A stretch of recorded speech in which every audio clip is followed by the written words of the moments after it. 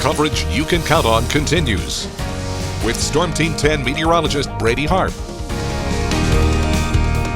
Hey, good afternoon. Welcome back. If you're just joining us, we're on top of a substantial winter storm passing through the Wabash Valley. It's starting to right now. Today's day one and also round one of wintry conditions. Now, it started out as rain and it's going to start to switch over here in just the next couple of hours. You're really running out of time when it comes to safe travel throughout the Wabash Valley as this rain switches over to a wintry mix and ice accumulation becomes a possibility. And the later we get into the day, snow is going to become a possibility.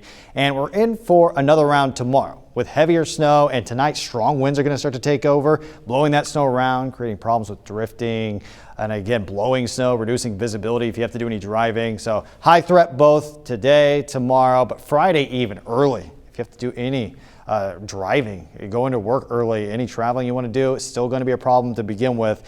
But then the problem becomes very cold conditions with temperatures in a very low spot on top of the wintry weather that we've already had. So start planning ahead now, have a backup plan in case you do run into a power outage and you have to deal with bitter cold conditions. Now you can see our storm tracker at this moment. We have, again, widespread heavy rain. It's been passing through all morning long, but you can see to the northwest and it's just this transition line between rain, a wintry mix, and snowfall is eating more and more into the Wabash Valley as we move through this afternoon. So this is all going to try to switch over into some form of wintry precipitation. Along and north of I-70, it's mostly going to be snow, but farther south, wintry mist is going to take over and it's going to try to become ice accumulation, maybe even some snowfall. And you can see farther to the north just how fine that line is in some locations where it's raining farther to the north. You can see north of Clinton and then snow just a little bit to the north. So if you have to do any driving on 41, you're heading north, you're trying to move out, or trying to drive outside the Wabash Valley today, you're going to be driving through some snow on the way north, but you can see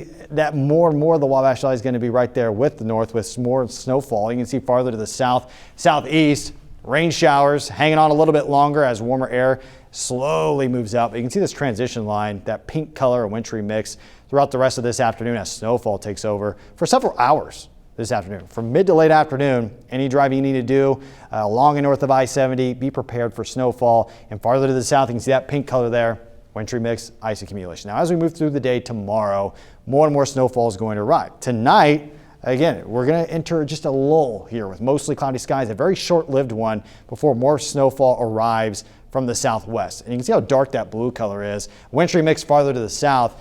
And I want you to pay attention to the time here. 3 a.m. at the top here. 3 to 4, 4 to 5, 5 to 6, 6 to 7.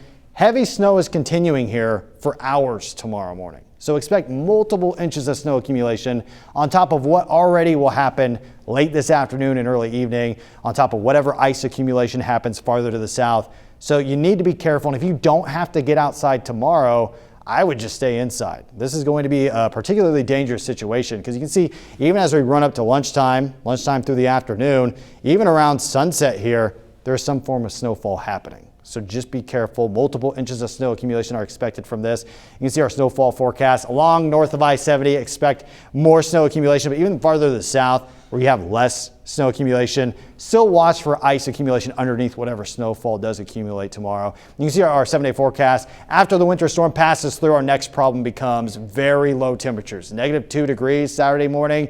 If you have a power outage from this winter storm, you plan ahead for this now. You do not want to be in a situation where you don't have power, heat with temperatures below zero. So plan ahead now, be careful.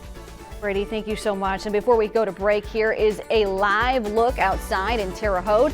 Storm Team 10's Everett Lau is capturing this picture for us. And of course, team coverage of Groundhog Day Winter Storm 2022 continues right here on WTHI-TV, online at WTHI-TV.com. We'll be right back.